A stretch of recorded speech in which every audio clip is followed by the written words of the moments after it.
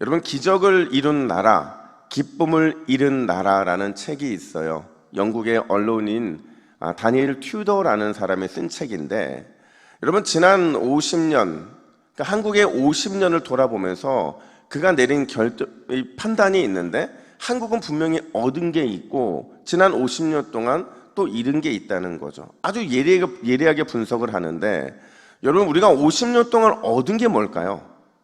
또 50년 동안 잃은 게 뭘까요? 그가 말하기를 한국이 지난 50년 동안 얻은 게 있다고 한다면 바로 기적이었다라는 겁니다. 너무나도 빠른 성장과 또 대단한 발전을 이룰 수 있었던 것, 세계에서 유례를 찾을 수가 없는 거거든요.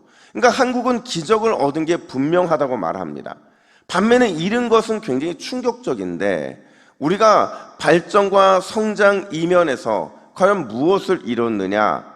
바로 기쁨을 잃어버렸다는 거죠. 희락이라는 것을 잃어버렸다는 거예요. 제가 어디 움직일 때 대부분 차를 가지고 다니지만 좀 멀리 갈 때는 대중교통을 이용을 합니다. 근데 이제 아침에 버스를 타거나 지하철을 타면 늘 어디나 그런 것처럼 깜짝깜짝 놀라요. 왜 놀라냐면, 지하철을 탄 사람 중에서, 버스를 탄 사람 중에서 여러분, 웃는 사람이 있을까요? 없을까요? 아침에 웃는 사람은요, 약간 정신 이상한 사람 빼놓고는 한 사람도 없어요. 버스에서 계속 울상으로 앉아있고요, 지하철에서 계속 울상으로 앉아있고, 간혹가다 희끗희끗 웃는 사람들은 뭔가 손에서 보고 있는 사람들이 웃고 있더라고요. 제가 그 모습 보면서, 야, 이렇게 아침부터 웃지 않는데 하루가 즐거울 수 있을까? 하루가 기쁨이 충만할 수 있을까라는 생각을 한다는 거죠. 여러분, 어떤 연구에 보면 어린 아이가 하루에 몇 번 웃는 줄 아세요? 어린아이 하루에 몇 번 웃을까요? 아기들 400에서 500번 웃는데요. 놀랍죠? 근데 반면에 어른이 되면, 특히 나이가 들어서 점점 더 어른이 되면 이 400에서 500번 웃던 얼굴이 몇 번으로 바뀌는 줄 아세요? 15번에 20번밖에 안 웃는다는 거죠. 너무 충격적이지 않습니까? 분명히 우리의 출발은 기쁨과 웃음이었어요. 기뻐하고 웃으면서 태어났는데 점점 기쁨과 웃음이 사라지면서 그렇게 인생이 끝나더라는 거죠. 그러니까 이 연구를 보면서 참 슬프다는 생각이 들었어요. 한번 물어볼게요. 여러분, 기독교는 기쁨의 종교입니까? 슬픔의 종교입니까? 그렇죠. 당연히 기쁨의 종교죠. 그래서 어떤 목사님이 뭐라고 말하냐면, 모든 사람은 기독교 신학주의자가 되어야 된다. 모든 믿는 사람들은 기독교 신학주의자가 되어야만 한다라고 말합니다. 그렇다면 여러분, 이 아침에 행복하십니까? 여러분, 기쁘세요? 우리가 하나님을 예배하고 찬양하는 그 기쁨이 우리 가운데 있는 줄로 믿습니다. 그래서 오늘 본문 4절에서 바울은요, 우리에게 뭐 하라고 말할까요? 기뻐하라고 말합니다. 특별히 우리가 읽었던 이 빌립보서는요, 기쁨으로 가득 찬 말씀이라고 볼 수가 있어요. 근데 이 기뻐한다는 게 한 번 웃고 그냥 말라는 게 아니에요. 계속해서 기뻐하고 또 기뻐하라고 하는 말씀인 거죠. 여러분, 왜 바울은 우리에게 계속 기뻐하라고 말하고 있는 거냐? 사실 우리의 신앙에는요, 너무나 많은 동사들이 있어요. 세상 사람들은 잘 표현하지 않지만 우리가 기독교인이기 때문에 하는 표현들이, 너무 좋은 표현들이 많이 있죠. 사랑하라는 동사, 믿으라는 동사, 소망하라, 충만하라, 축복하라, 위로하라, 격려하라, 얼마나 많은 좋은 동사들이 있음에도 불구하고 그 동사들 중에서 바울은 왜 하필이면 기뻐하라는 동사를 반복하고 있느냐? 왜 그러냐? 여러분, 제 말이 맞으면 아멘 해보세요. 우리가 기뻐할 때 온전한 사랑이 가능합니다. 우리가 기쁨으로 충만할 때 믿음이 믿음다워지는 거예요. 기쁨을 선택했을 때 비로소 우리 안에 참 소망이 이루어진다라는 거죠. 그래서 바울은 계속 기뻐하라고 말하고 있는 거예요. 기쁨이 빠져있는, 희락이 빠져있는 믿음도 사랑도 소망도 의미가 없다는 거죠. 그렇다면 과연 우리는 어떤 기쁨의 삶을 살아야 되느냐? 첫 번째로요, 따라합시다. 기쁨의 창조자가 됩시다. 여러분, 기쁨의 창조자가 된다는 게 뭘까요? 4절 말씀을 같이 한번 읽어볼까요? 4절 말씀 함께 읽습니다. 시작. 주 안에서 항상 기뻐하라. 내가 다시 말하노니 기뻐하라. 아멘. 여러분, 우리가 기쁨의 창조자가 되기 위해서는요, 두 가지 조건이 필요해요.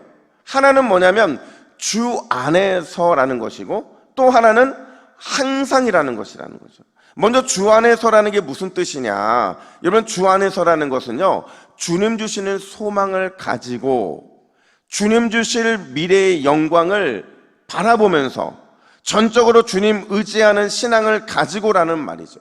한마디로 말하면 우리의 기쁨은 누구 없이는 안 된다는 거예요. 예수님 없이는 안 된다는 거죠. 예수님이 빠져있는 기쁨은 참 기쁨이 아니라는 거예요. 그렇다면 항상이라는 표현이 뭐냐? 항상을 다른 말로 바꾸면요, 그럼에도 불구하고 해요. 주어진 나의 상황과 상관없이, 지금의 형편과 상관없이, 심지어 내 마음의 상태와 상관없이 뭐 하기를 선택하고 또 선택해야 된다고요? 기뻐하기를 선택하고 선택하는 것, 그게 바로 우리가 기쁨의 창조자가 되기 위한 두 가지의 이유라는 거죠. 사실 여러분, 바울 당시에 참 많은 힘든 일들이 있었어요. 여러분 잘 아시는 것처럼 빌립보서는 어떤 서신이에요? 옥중서신이라고 불립니다. 옥중서신이 뭐겠어요? 바울이 감옥에서 편지를 쓴 건데, 바울은 오랜 투옥 생활 때문에 굉장히 힘들어했어요. 자유가 없었으니까.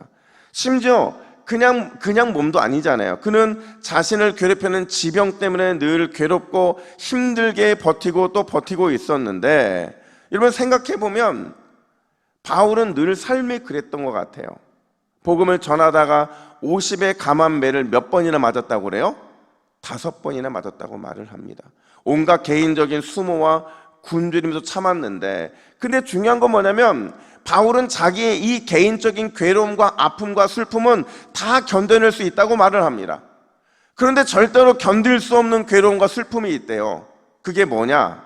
바로 나의 투옥 때문에, 내가 견디기 힘든 어려움을 당하는 것 때문에 그거를 바라보고 있는 빌립보 교회가 시험에 드는 것, 넘어지는 것, 무너지는 것을 도저히 참을 수 없다고 말하거든요.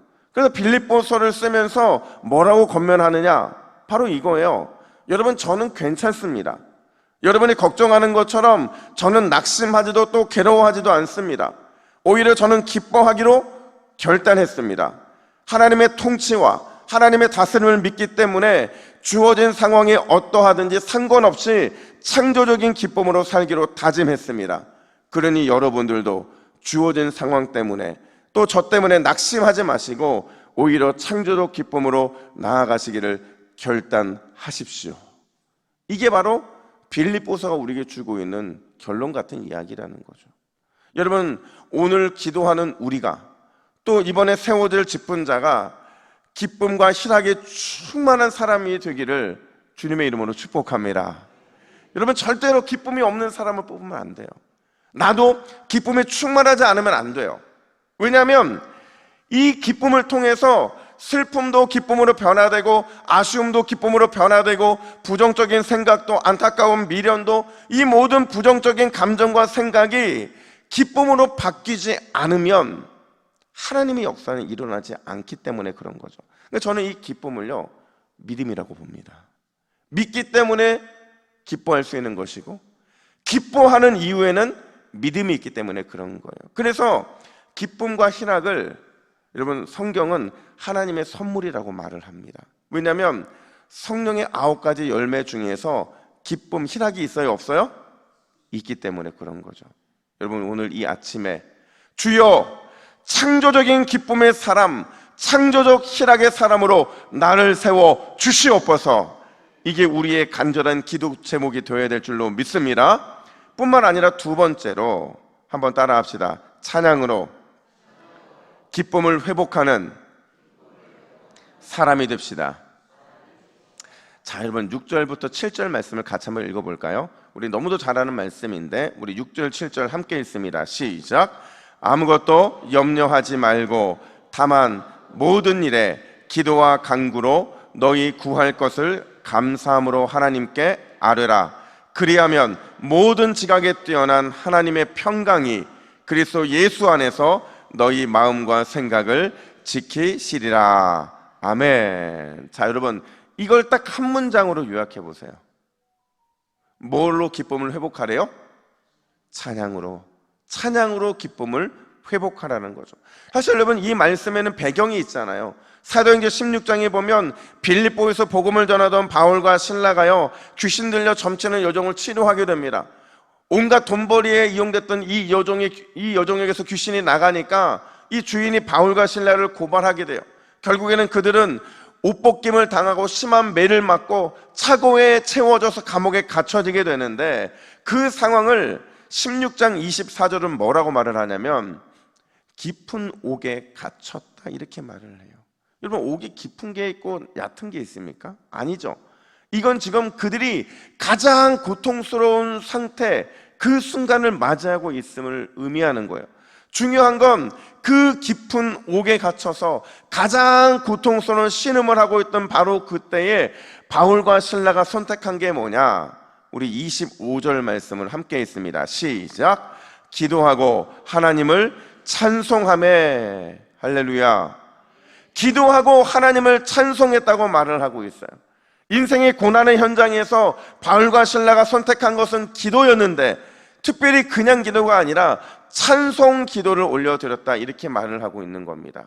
그 찬송 기도가 여러분 바울과 신라의 두려움의 옥문을 열게 만들었고, 그 찬송 기도가 슬픔에 매인 것을 다 벗어 던지게 만든 줄 믿으시기를 축복합니다. 영혼의 기쁨이 회복된 것, 무엇 때문이라고요? 찬송 기도 때문에 가능했다라는 거예요. 그런 까닭에 여러분, 메시지 성경은요, 오늘 이 본문을 앞뒤 합쳐서 이렇게 요약을 합니다. 우리 화면을 보시고 우리 함께 읽습니다. 시작. 날마다 온종일 하나님을 찬양하십시오. 하나님께 푹 빠지십시오. 마음을 졸이거나 염려하지 마십시오. 염려 대신 기도하십시오. 간구와 찬양으로 여러분의 염려를 기도로 바꾸어 하나님께 여러분의 필요를 알리십시오. 그러면 여러분도 모르는 사이에 하나님의 온전하심에 대한 감각, 곧 모든 것이 합력하여 선을 이루게 된다는 믿음이 생겨나서 여러분의 마음에 안정시켜 줄 것입니다. 아멘. 여러분, 찬양으로 인한 기쁨은요, 전염성이 너무 강해요. 내 옆에 찬양하는 사람이 있잖아요. 그럼 나도 찬양하게 되고요, 내 옆에 하나님께 찬양하며 기도하는 사람이 있으면 나도 함께 그 기도를 올려드리는 열망이 내 안에 생기거든요. 이거 늘 경험하는 거잖아요. 내가 마음으로 하나님을 찬양하든 입술로 찬양하든 찬양하고 있으면 갑자기 옆에 사람이 내가 부르고 있던 그 찬양을 따라하게 되고 함께 찬양하면서 기쁨의 것들을 많이 누리게 되잖아요. 특별히 제가 일전에 그런 경험이 있어요. 어떤 마음에 어려움이 있었던 것 같아요. 정확히 기억은 안 나요. 근데 그때 제 마음속으로 제 심정을 이렇게 고백을 했어요. 날이 저물어 갈 때, 빈들에서 걸을 때, 그때가 하나님의 때, 내 힘으로 안 될 때, 빈손으로 걸을 때 내가 고백해 여호와의 이래. 그러니까 그때의 상황이 마치 날이 저물어 가는 것처럼 느껴지는 시간이었던 것 같아요. 혼자 빈들에 있는 것 같고, 아무리 힘써도 내 힘으로 안 되고, 내 손에는 꽝손, 빈손과 같이 느껴졌을 바로 그때에 하나님께서 우리에게 원하시는 마음은 하나님이 우리와 함께 계신다는 거예요. 나에게는 적은 떡과 물고기가 있고, 하지만 이것을 하나님께 드리고 나의 그 연약함을 드릴 때 결국 하나님께서는 우리에게 여호와 이레의 은혜를 베풀어 주신다는 거죠. 여러분, 찬송에는 이런 놀라운 은혜가 있어요. 근데 이 찬양을 제 옆에 있는 누군가가 또 따라 부르고 있더라고요. 저는 분명히 마음속으로 부르고 있었는데 이 찬양이 그 영적인 전염성을 통해 함께 부르는 걸 보면서, 야, 우리 하나님은 영적으로 우리를 통하게 하시는구나. 여러분, 우리 함께 이 찬양 같이 올려드려 볼까요? 우리 화면 불을 꺼주시고 우리 같이 날이 저물어 갈 때, 빈들에서 걸을 때, 그때가 하나님의 때, 우리 두 손 들고 함께 찬양하겠습니다.